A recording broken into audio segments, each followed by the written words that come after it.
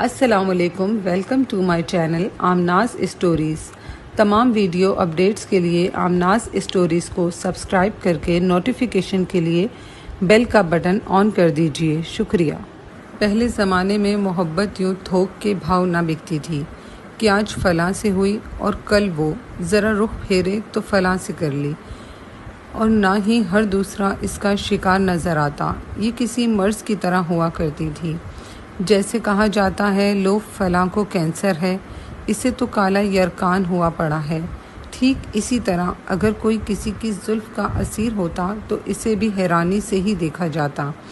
اول تو محبت کرنے والا بھی یوں ظاہر نہ ہو جاتا کہ آج محبت ہوئی اور کل محبوب سمیت پورے حلقہ احباب میں بات پھیل گئی، بلکہ کسی چھپے ہوئے مرض کی طرح محبت کا مریض بھی اسے دل میں چھپائے ہوئے اندر ہی اندر گھلتا رہتا۔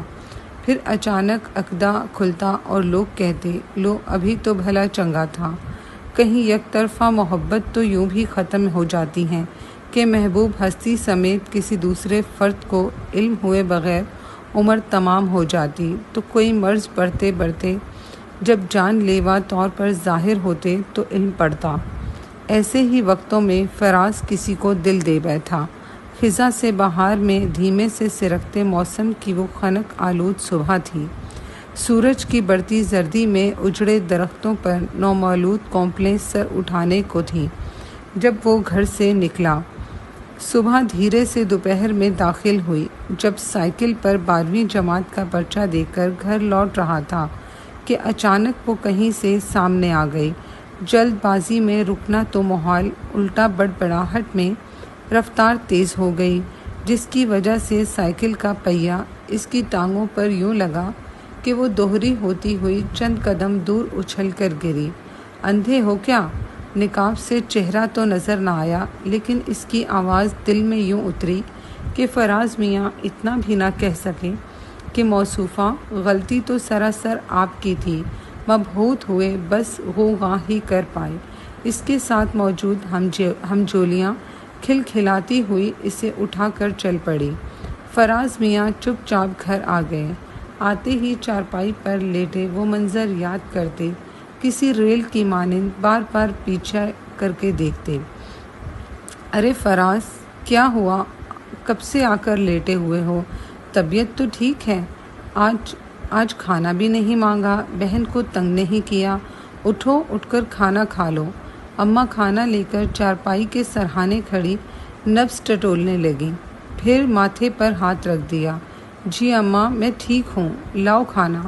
بخار تو نہیں تھا، البتہ روگ ضرور لگ چکا تھا جس سے وہ خود لا علم تھا، البتہ صبح تک تیز بخار نے آ گھیرا۔ اماں نے بتھیرے جتن کیے، مگر بخار تھا ٹوٹنے کا نام نہ لیتا۔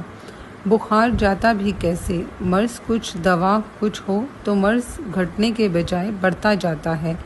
طبیبوں کی پکڑ میں تو مرض نہ آیا، البتہ فراز کو معلوم تھا، لیکن اس کی دوا کا پتہ اسے معلوم نہ تھا۔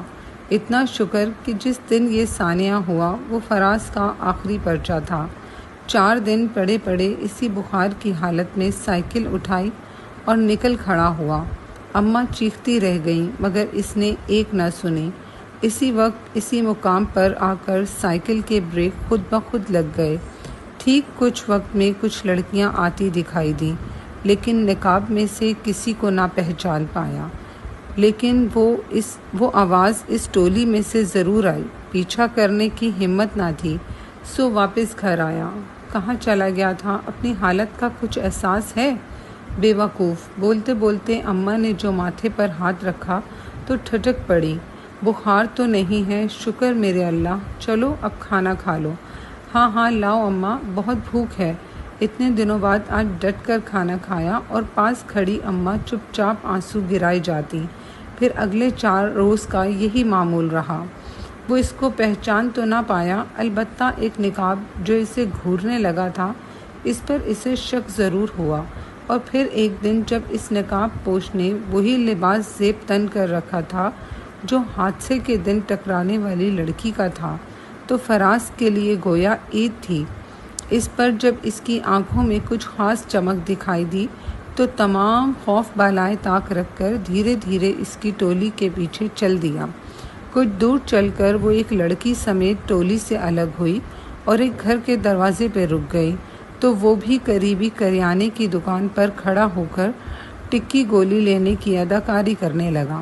اس پر جب دروازے سے غائب ہونے سے پہلے اس نے مڑ کر دیکھا تو فراز کا دل دھڑکنا بھول گیا۔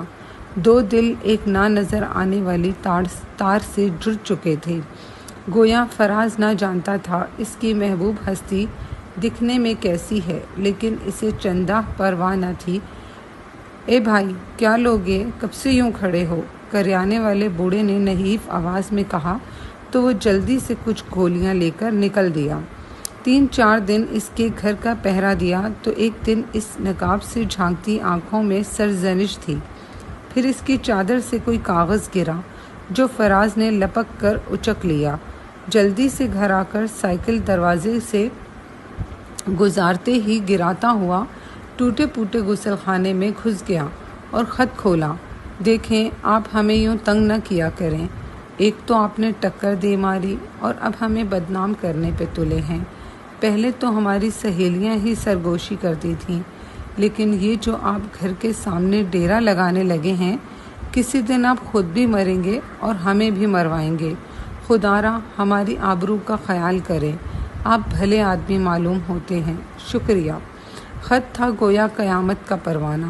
وہ جسے محبت نامہ سمجھ کر اٹھا لایا وہ تنبیہہ نامہ نکلا۔ گویا اس کا دل میرے بارے میں مکمل کورا ہے، لیکن وہ آنکھوں کی چمک، وہ پلٹنا اسے مکمل یقین دلا رہا تھا کہ وہ الفاظ جھوٹ ہیں، لیکن اس کا حکم تھا، سو چارہ نہ تھا۔ اس رات پھر اسے بخار نے آن گھیرا۔ اماں کی دعائیں، دم، تعویذ، صدقے پھر سے شروع ہو گئے، لیکن لگتا اس بار تو بخار جان لے کر ہی دم لے گا۔ اس بخار میں ایک ہفتہ گزر گیا۔ ایک دوپہر صحن میں بچھی چارپائی پر بامشکل بیٹھا وہ اپنے کھلتے وجود پر غور کر رہا تھا۔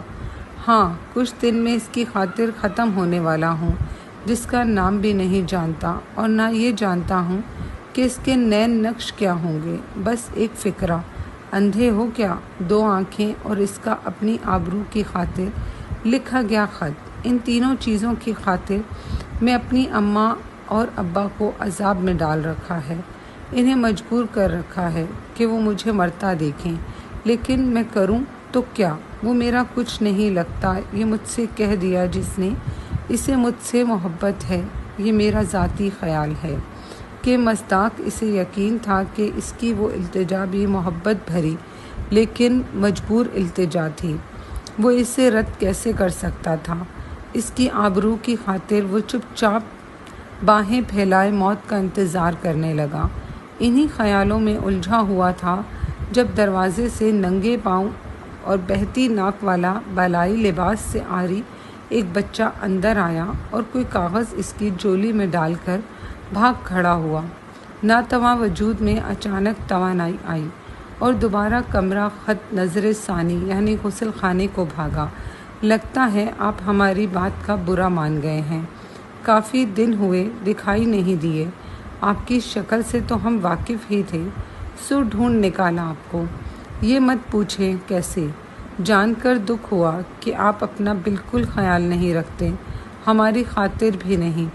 بس آپ کو دیکھنا ہے ہمیں، تو آپ کل ہمیں نظر آنے چاہیے۔ الفاظ تھے گویا نئی روح۔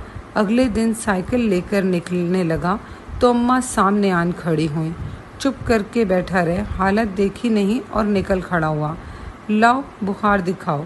اماں ٹھیک ہونا، مجھے کام ہے۔